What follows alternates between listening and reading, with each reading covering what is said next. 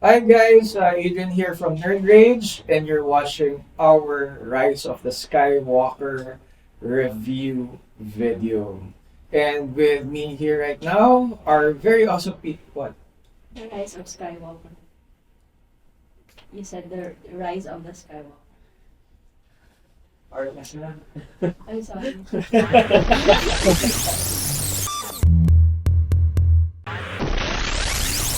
Hi guys, welcome to Nerd Rage's Star Wars The Rise of Skywalker video review.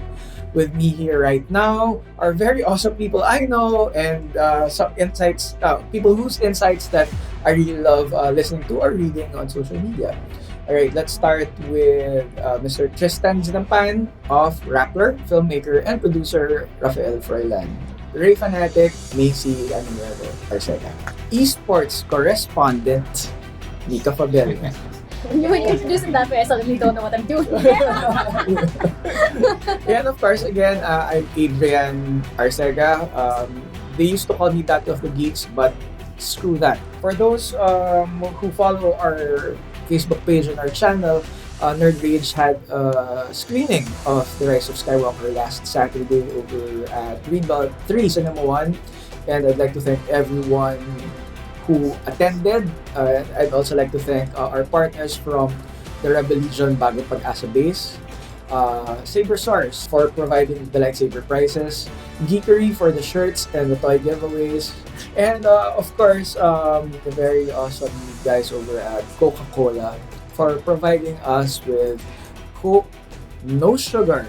Hashtag full force, no sugar. Okay, first thoughts. After watching The Rise of Skywalker. Tristan. Starts. Okay, I started. Siguro it's like, it helped that I had like low expectations na. Kasi like, of course, you see all the critics and all the online personalities thinking na it's like, we've never seen reviews this bad since, ano ba? Attack of the Clones? Was it the... Yeah, they're really So, good. so it's like, of course, you don't want to be spoiled, but you can't help na once the embargo lifts and people start thinking about it, you see the baseline reaction. So parang when I was entering the theater, it's like, okay, I have to get ready. Pero it turned out it's not that bad for me. I mean, I know it's not perfect. I mean, it's not. I wouldn't even call it good. Pero I enjoy naman like the some parts. Again, baseline. It's like you know that there's evidently two visions of what Star Wars is. Kasi it's this is a direct response or it's a repudiation of The Last Jedi. So, aside from that, it has so many elements, new plot elements, so many new planets, MacGuffins, na they try to fit in this like 2-hour film. So it's like, minsan we feel like is this J.J. Abrams series na ito na ba yung dapat yung third, ito na ba yung films number 2 and 3 niya na he tried to fit into one. So it's like, you are trying to do so many things at the same time. You're trying to counter what happened before with The Last Jedi. Of course, it's gonna be too jam-packed. There's no room to breathe. So, pero I still see like the nice parts. Like for me, the fan service when it comes to, in small strokes, they work. Pero like, storytelling-wise, as a whole, parang it's not, again, it could have been better. I mean, I don't hate it, pero it could have been so much more and could have been, paano ba? Ang hirap eh. It's like, okay, you want to like it, and at the same time, you want to feel things. Kasi lalo, it's a finale. Pero wala eh. It's like, wala talagang big hook. But they didn't hate it pa rin. So siguro yun na. They hate it, didn't love it, didn't feel anything for it. We're going to talk about fan service Yeah. later on. So that's a very important point. No? Like, how about you, Macy? I remember in the cinema when a certain scene happened, spoiler alert, when the Reylo kiss happened, ang lakas ng boses mo, parang, I said, no! Yeah. In true Star Wars fashion. No! I did also shout. I was Yeah. like, what? Yes, the row in the back heard me Yeah. say, no. Yeah. In true Star Wars fashion. I'm gonna, No, I did. I was like, no. And actually, same with Tristan. It's okay. I don't hate it, but I don't love it. It's not bad, but it's not good either. There were some parts I liked, there were some parts I hated. So it's kind of very middle of the road. It's, no, okay. It's not Justice League. It's not Yan just... naman yung baseline ba Justice League. Incidentally though, ako personally, I love Justice League, but that's another story for another day. But at the same time, I know how crappy it got. First shot pa lang. But anyway, how about you, Raph? It's a very fun movie. It's my opinion. Initial reaction was it was very fun, and I wouldn't mind watching it again for the fun value of it. Mhm. But as the story goes, I think it's pretty bad. Wait, this is a spoiler. This is a spoiler-filled podcast, right? So this means that I can do this. And by the way, this saber is from Saber Source, so I can now put it to its right color. Yes. Yeah. So Sentinel. spoiler alert. As for my thoughts on the film, I do share sentiments with Tristan. It didn't feel like a finale of a huge franchise that millions of dollars were poured into, and that so many years of planning were supposedly put into. It wasn't, I agree, it wasn't bad. It wasn't as bad as the critics say. So I do agree with some fans that say, just never mind the critics, just go and have fun. It's fine. It's Star Wars. It's, I mean, Star Wars fans will be happy. But at the same time, it doesn't feel like it's an excuse for what should have been a really, really good ending to a really, really good, trilogy. But it's parang kind of sad na mas may emotional resonance pa yung endgame. Kasi it's like, Sorry. this is a much more beloved franchise, like Yeah. na may 40 years of backstory. And then Endgame, which started like 10 years ago. This one, that one had like much more resonance, and then this tried to replicate some of the beats pa nga of that film. Yeah. Too much, I think. Or baka kasi yung tropes have always been there, but Endgame parang put a button on it. Tapos bilang when Star Wars tried doing that I am all of the Jedi thing. Parang, okay, we've seen that before. But I think it's more of like the difference between having a plan and not having a Yeah, plan. Because exactly. like Avengers, I mean, like from the very first Iron Man movie, they had that plan set out. Okay, over 10 years we're going to assemble the Avengers. This one was more of like, we'll make episode 7. Let's try another director. Nah, it didn't work. Let's do episode 9. It was a tug of war. Honestly, episode 9 for me and episode 7 is for me the laziest writing Yes. ever. It's the Episode laziest, 7. it's the laziest and the most safe writing I've ever seen in Yeah. the Star Wars franchise. Episode 7 is Copy paste. original trilogy best of. Yeah. Yeah. Greatest hits. Remix. Original trilogy greatest hits. It's a New Hope or original trilogy remake. It's like how Final Fantasy VII has a remake. It's like it's like branding it putting another name, but it's the same thing. That's become a thing, no? Like Jurassic World. Yeah. They're basically redoing the films, like how they were, replicating the beats, changing down the characters. Like Creed also did that. It's becoming a new way of resurrecting franchises. Like just do what they did, but make it new. Which parang spins to a different topic na parang why are all these filmmakers, especially in Hollywood, parang are not doing nostalgia entertainment? We're now in that We're now in that era of filmmaking na parang everybody's backing on nostalgia to drive sales. Hindi lang nostalgia, it's like the IP itself. It's like siguro like what's something new that I can't remember exactly ano yung mga examples, but like they said when they try to do something new, when they try to develop a new property, like example, ano yung film ni Drew Goddard, the one with the model, parang basta those were one of the examples. And when they try to do a new franchise, hindi mo gabenta. So like they'd rather, of course this is a money game, di ba? So they'd rather stick with something safe na okay, may existing fan base ko, let's just bring that back. And then again, it's a safety play, so they'd rather just do something that's safe, and then maybe down the line experiment. So like what happened with Last Jedi. Okay, let's do something safe first, and then give this filmmakers known to be clever a Test blank the water, a blank page, do whatever you want. So biglang Yeah. siguro yun lang. I mean, I I get it's a noble attempt, like, okay, give Ryan free reign.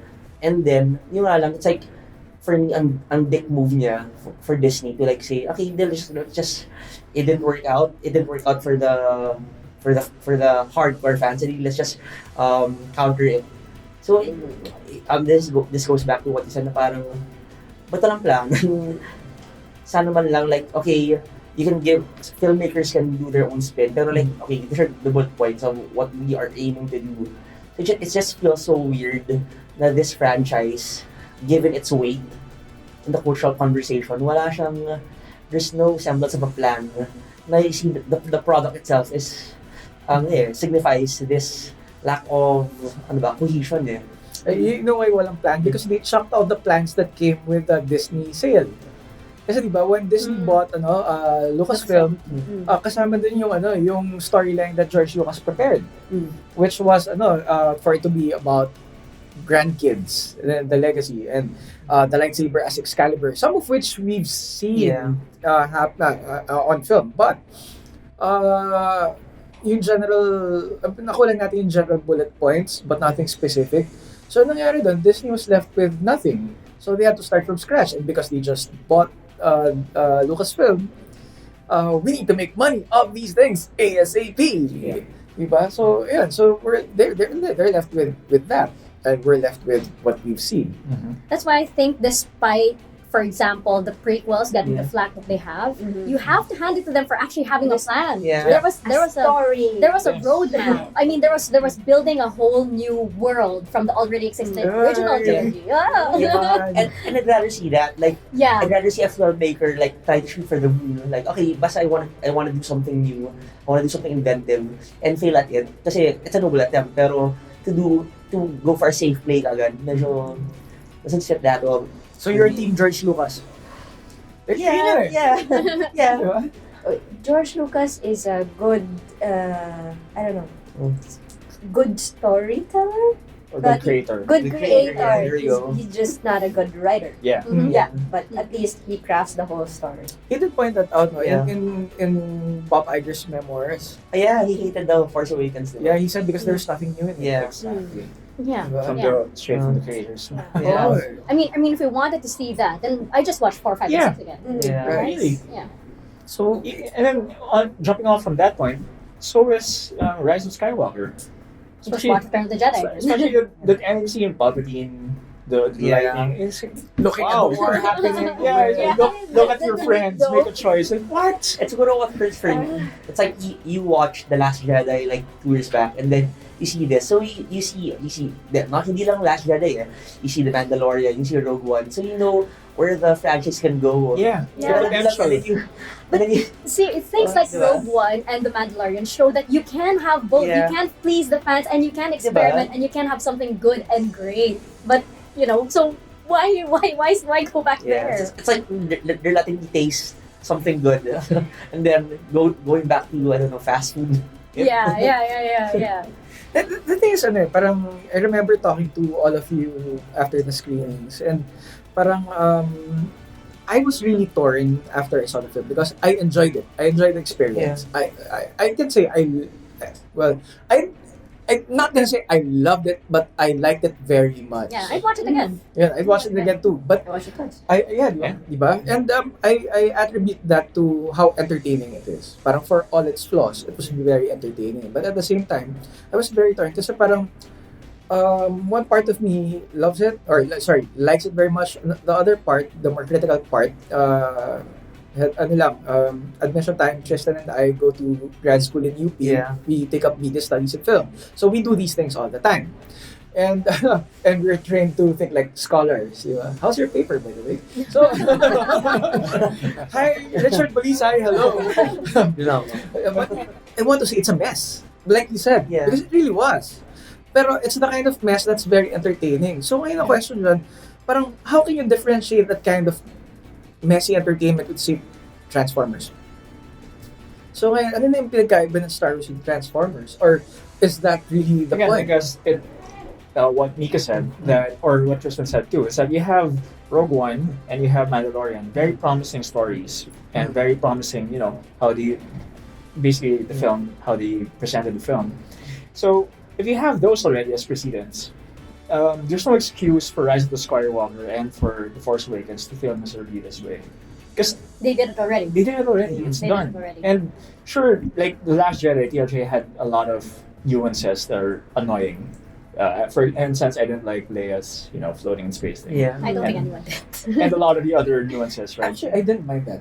I expected that kasi Force user, so parang, okay, it's another manifestation Power, of the yeah. Force. Yeah. Anyway, I want to hit that point again. But going back to TLJ, it had a lot of potential to bring the Star Wars universe into a more what do you call this? Thought-provoking, universe. Na parang these things can happen.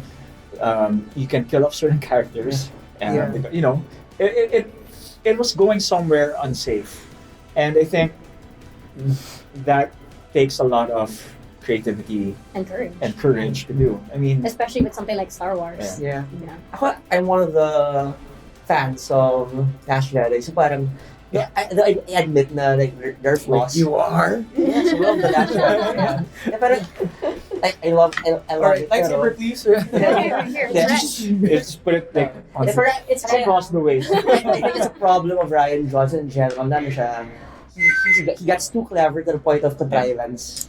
Yeah. Pero like you see na, like what I said a while ago, on brand pa rin siya sa akin na I'd rather see people attempt Right. and fail rather than play safe. That's why parang for me, ito like what they're doing with The Force Awakens and Rise of Skywalker, it's like, I really don't like it when, example, Chewbacca. I mean, noong una I thought na, he was in execution ni Rey basically. And Yeah. then, And he's That alive. was he's alive. so So it's parang, Yeah. okay. In a span of 5 minutes, Yeah. they're like, no, he's alive, guys. He's alive. So, He's alive. okay, like, you're trying to, ito na nga may semblance na Rise of Skywalker will raise the stakes. Pero wala Talagang it's playing Yeah. safe all throughout. Yeah. That's a good point. You about not raising the stakes. I didn't Diba? feel at any point that they were actually in any danger. Nope. In Last Jedi, I did. I did Diba? feel like I was like, oh my god, is she actually gonna turn into the dark side? That's actually a Yeah. possibility. Yeah. Here I was like, nah, she's Diba? not. And I'm like, it was entertaining, but I didn't feel. I think that was what was missing. Also, I didn't feel that. Oh my god, please, good triumph over evil. Well, if Chewie died there, parang may precedence na tayo. And you're in the EU. So what happened in the old expanded universe? Oh, when they killed off Chewie in the EU, the writer got death threats. Like What? legit Oh my death threats. God. They killed him off in the first book of the New Generation Vector Prime. series, Vector Prime, Yeah. and then the writer got death threats. Who's the writer again? R.A. Salvatore, Salvatore. yeah. Oh my god! Oh my So god! Kaya pala did oh guys, no. What happens when you kill off Chewie?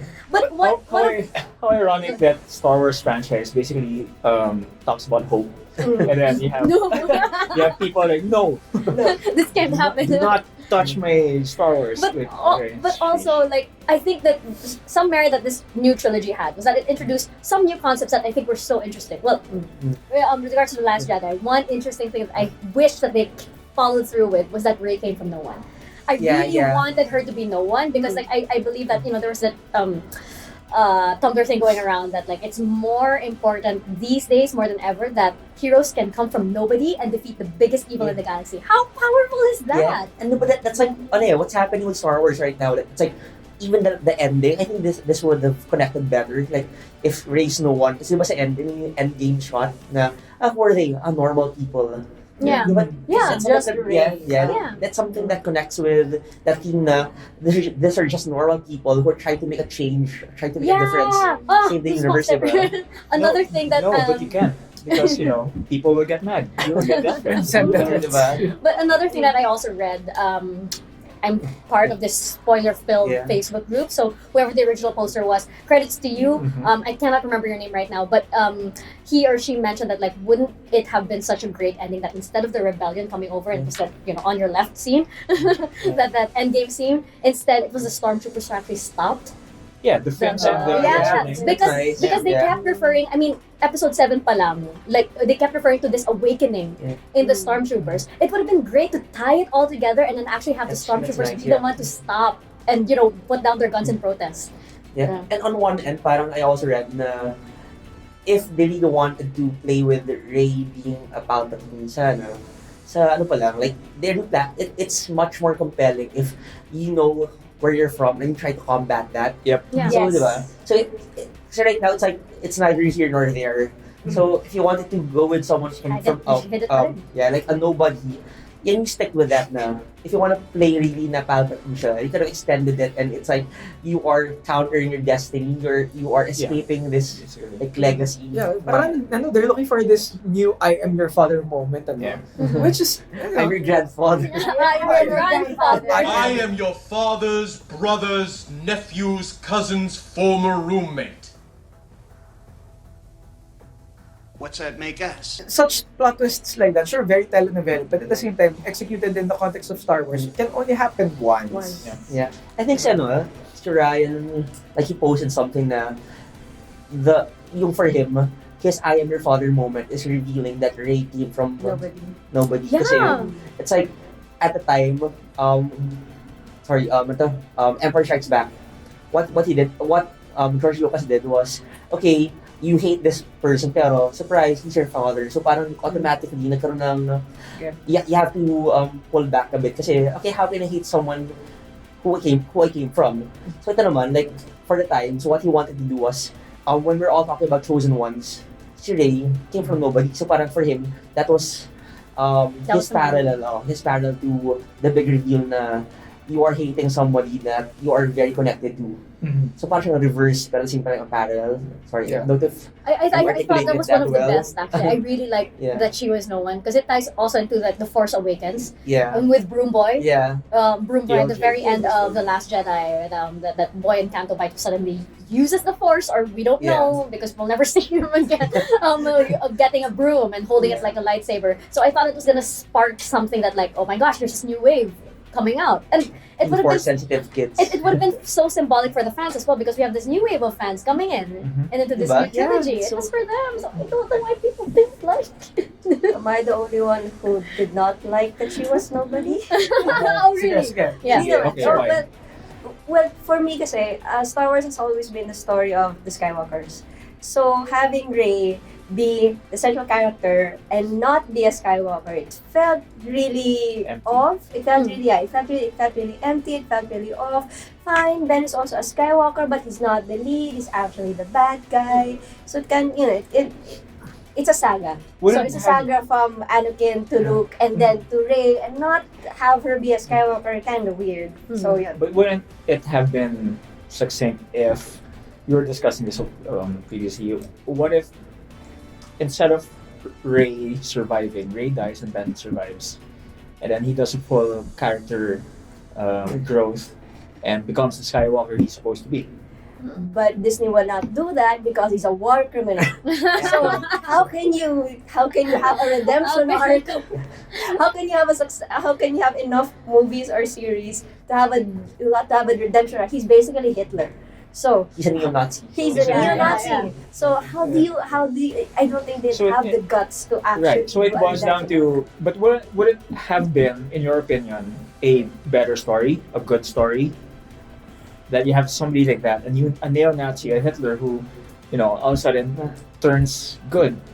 But I also hate the trope of the magical girl somehow saving that's true. the Yeah. injured man. Okay. And it's So, so I and it's don't so know. hard yata to counter what the things Kylo did, that like basically execute the whole planet, diba? So I think that was the importance, I think, of the Han scene. Diba? He had to have that moment with his dad, and his dad had to say to the audience, "It's okay, audience. The I forgive him. You can forgive him too." The not Force Ghost, not The not Force Ghost. So they had to have you had to throw out the big guns, get back Harrison Ford, and I bet they had a really, really expensive paycheck for him. And by the way, I thought that I thought it was a missed opportunity. I know it was going to be really, really expensive if they did this, but I thought it was a perfect missed opportunity to have that lovely Jedi family picture. the very Avatar. Yeah, the very Avatar, the mind Avatar. of all of the Avatar spirits. Yeah, regarding that scene, kasi parang people have likened, even months ago pa lang, or even as early as a year ago, when spoilers were already leaking out, I read that such a scene was going to happen. And they were initially describing it as something like Harry Potter.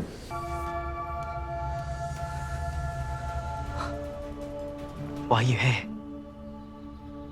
All of you. We never left. Stay close to me. Always. And they'll do a Harry Potter / Lord of the Rings Avada Kedavra thing. And I think half of Reddit were like, yay! And the other half were like, the fuck? Ganun, di ba? So, Nagkulang sa budget. yeah, either nagkulang sa budget or parang It was not playing safe. Yeah. Because Or- half of Reddit didn't like it. You know, the creators of Star Wars, the writers. So Having said that, there was a rumor that there have been multiple cuts of this film. There's Release the Abrams cut. and then that was the original cut down. Of course, we don't know if this really happened. Release the Disney, stereo cut. I don't know. so there's the J.J. Abrams cut, which apparently scored really low, and Bob Iger wasn't there. And when he saw the people who were walking out of the mini cinema, he was so upset. He ordered a different cut called the Bob Iger cut. That didn't fare well either. So they got help from the OG. They got help Zack from Snyder. George Lucas. Okay. Actually, they got help from George Lucas to fix it, and George Lucas supposedly fixed a lot of the story points and added a second Skywalker, which was, or at least the storyline of the second Skywalker, which was supposed to be Rey. And unfortunately, si Kathleen Kennedy had final say on the cut.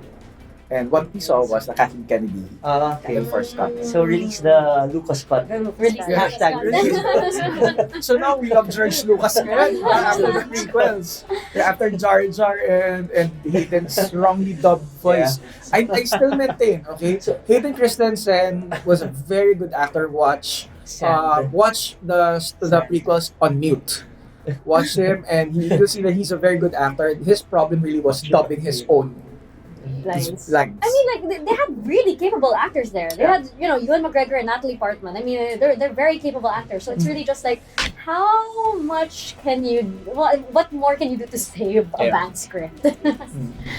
So How much gravitas can you put? I hate sand. yeah. Then, sige, yeah, let's try that. Sige. I should do a John Lloyd. John Boyd. So, to do the John Lloyd, you need the John Lloyd stare, diba? So, sa'yo ko na lang gagawin because she'll kill me if I do it to her. I'm gonna try to stare. I hate sand. Yeah. So fan casted John Lloyd as It's Anakin Skywalker. Pwede. Nag-irog din yan. So pwede. Oh, diba? Sige, but sige, going back to the topic, parang a lot has been discussed about, parang fan service, servicing the fans in Reddit or online. Yeah, I think si Quark Ben gumawa ng directed by Reddit. Yeah. Reddit directed by Reddit. So parang yun. So Star Wars is sure about pleasing the fans and ang laki ng fan community all over the world, which explains us as members of fan groups. So parang up to what extent can fan service will be actually good for a film, and up to what extent can you see the fan service is not actually servicing the fans anymore?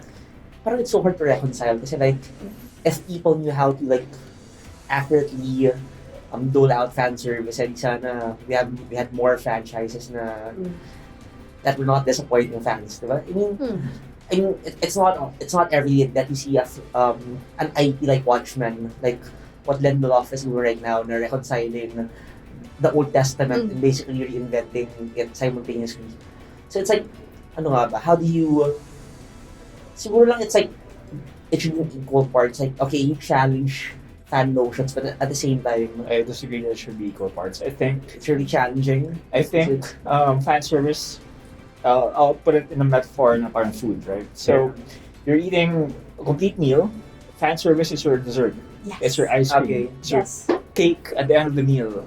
Or, you can eat ice cream in the meals, whatever. But it shouldn't be your main meal. It shouldn't be big cake and then vegetables. A little bit of vegetables here. Exactly. So, basically what you said, for example, in Star Wars, fan service for as long as it does not harm the story. Yeah.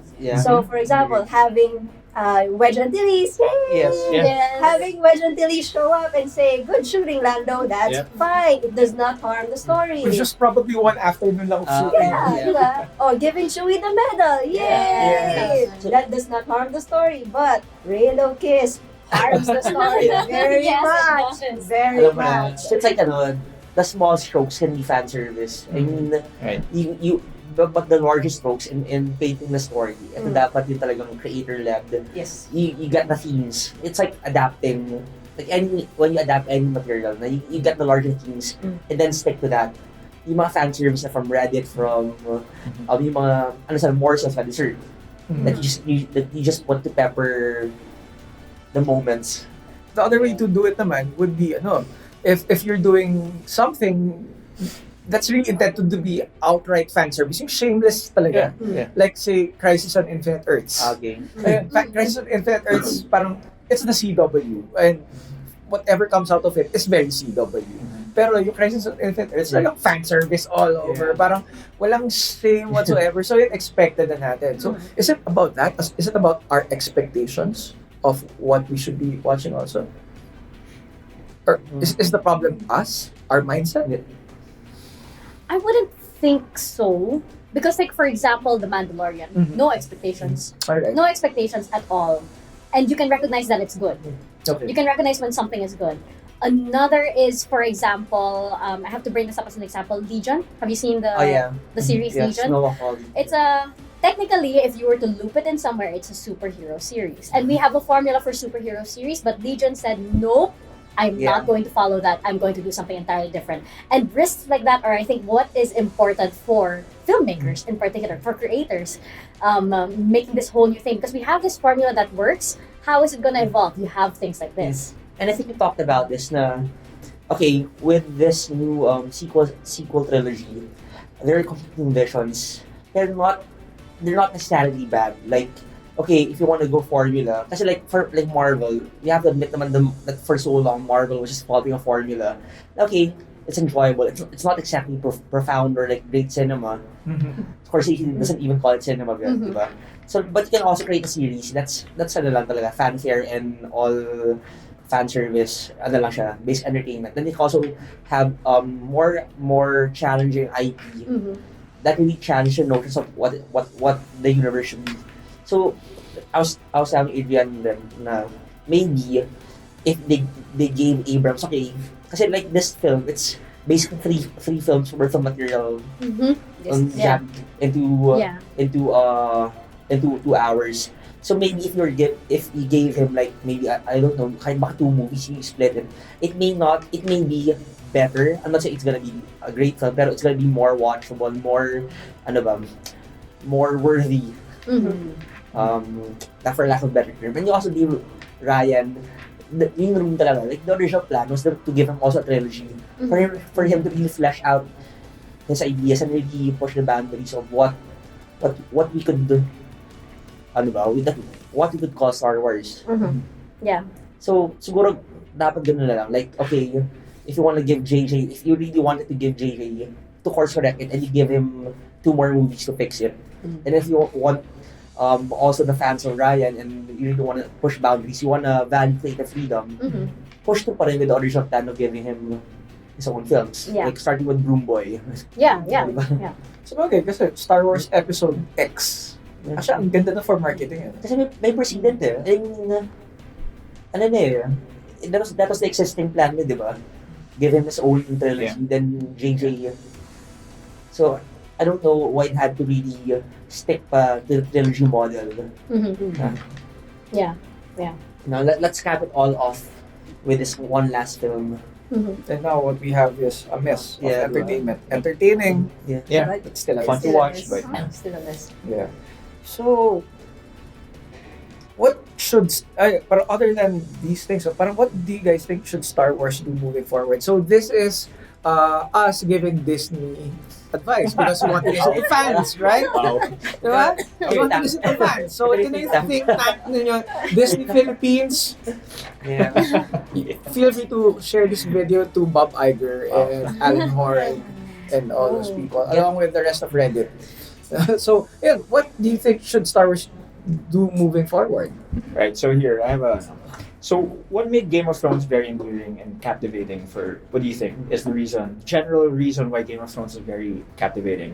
You didn't material. know. You didn't know what was gonna happen. You didn't know Yeah. if the person you're rooting for is gonna make it. Yeah. Mistakes. What?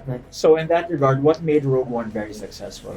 They all died. They all. No. No, wait. I'm Well, not saying that. No. not successful, but I would say because the stakes were The very stakes were high. very Yeah. high, Yeah. and you knew they were in danger the entire time. It's Suicide Squad, right? Mhm. Done right. Yeah, done right. Oh, Done Suicide right. Yeah. Squad. And then MCU, we're talking about Yeah. MCU, 10 years, they had a plan. What made Endgame very, or even Avengers before Endgame, what made it very captivating is that they failed first. Yeah. There was this big risk factor involving your heroes, and they finally turned it around. Mhm. And that's a general trend in all three examples. So I think that's what's missing in Star Wars, especially in the last episode. Parang, No you stakes. knew from the very beginning, from the very moment you saw the trailer, you knew they're gonna be successful. Emperor Strikes Back din, no? Diba? Emperor Ah, Strikes yeah. Back. Another one. Matalo kasi So, sila. that, Yeah. sila, and that, Yeah. that also set fans, TLJ, natalo din naman sila. TLJ too. Yeah. Wouldn't it have been interesting if at the end of TLJ, Ray actually turned bad? And so, Yeah. so episode 9 was her coming back, Taking Kyle's hand. taking Kylo's hand, And kissing. like she wanted to. Raylo. Oh, I can just imagine if the Raylo kiss happened in TLJ. Wala na. Wala. Speaking of TLJ, I really felt when they were on the run, they were running out of fuel. I said, what else are they gonna do? Where else are they gonna go? And then nobody answered the call of Leia. Yeah. Like, that was like, for me, that's why TLJ was very powerful in that Yeah. moment because they somehow still survived. Yeah. The little Yeah. piece of hope still survived. So si Leia pa nga sent out the call. Yeah, Si it's Leia Leia na yun, herself. and nobody Yeah. answered. Yeah. So, And then when I saw, there was this redeeming factor when I saw the fleet of the new Sith. It's like, oh, how are they gonna beat this? But then, yun nga, biglang like, it was kind of ridiculous. Like, wow, so every Star Destroyer is now a Death Star? It's like, Ganun na. And they really didn't explain na lang. Like, Yeah. okay, for some reason, Basta. buhay here's the siya funny ulit. thing, yeah, here's the funny thing. The prequels, 1, 2, and 3, somewhat gave a notion of the power of economy. Diba? Yeah. It's the Trade Yeah. Federation. yeah. So that's why it was very important for the Senate or Palpatine to get this much Access. trade access because it's resources. And then all of a sudden you just throw that away. Like I have 2,000 Star Again, Destroyers. roadmap. Roadmap. And may supporters pala siya, di ba? Like, he Yeah. has supporters. They just said, okay, he has supporters actually on this planet. What's the name of the planet? Hexagon. Yeah, Hexagon. And they've been building ships. So, Actually, right. Actually, what I was saying na parang, ay, may fan event pala si Palpatine. So arena. May arena pa siya eh. May fan event siya. Jumping off again, imagine how powerful episode 9 would have been if we had this unbeatable fleet of whatever, how many ships, and then nobody answered the call of Lando. So, and then all of a sudden, the Force Awakens hint, and then you have more fins, jumping Yeah. off, and then revolting. That's where the hope is. There's a new hope. Yeah. It's not anymore your rebellions. The new hope is now Ayun. people finally, And I think it's also powerful to show that like hope cannot just be in friends and allies, but also in your enemies. Right. Who knows about? But of course, Disney will not do that. Actually, ano na, kasi di ba even the former Stormtrooper, check you mentioned a while ago, Yeah. they're starting to awaken. So, And they kept talking about it. I mean, what was that conversation between Finn and Janna for? I mean, they sat down and like, oh, a feeling, a feeling. and that would make the reveal that Finn is more sensitive, more compelling. Yes. Kasi parang na yun, naging convenient na lang na, oh, si Finn, suddenly more sensitive. Yeah. And it happens a plot. So, Yeah. Which apparently, yun pala yung dapat sasabihin niya kay it wasn't I love you and all that, but Ray, I'm so... Wait, but by the way, shout out to Fight Saber because this was in our chat a while ago and something natawa ako. Because you were saying, oh, that's what he was supposed to say and he's more sensitive. Eh, kung 3 years ka na friend zone, hindi ka ba maging sensitive ka? Check nyo na.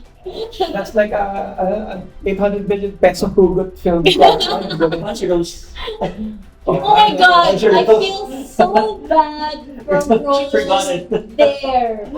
I feel so bad for she's a tech, Yeah. so I guess she was needed no place, but I'm still still. Yeah, I didn't mind. Kasi parang you only have a limited number of characters to highlight or to put a spotlight on. What I liked about where they placed Rose in this part was that she gave a face to tech support. Yeah. Yun. She gave a face to tech support. So, kahit, she wasn't that important anymore, nakita natin yung nangyayari sa tech support to her. But, the story is about Rey and Kylo. But that's where I think like Star Wars has this untapped gold mine where they can still please the fans of the original trilogy and maybe even the prequels. Where you have so many people that are in that universe, in that same timeline.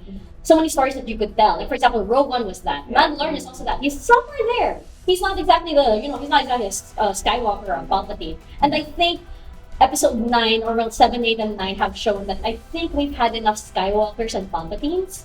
Let's see what else we can work with. We don't need to go to prequels or like sequels, but we can stay like, for example, stories like Rose, like more of her, like what was happening to other people in the rebellion, what was happening on another planet that maybe was in between the Empire and the rebellion, something like that. That's what interests me.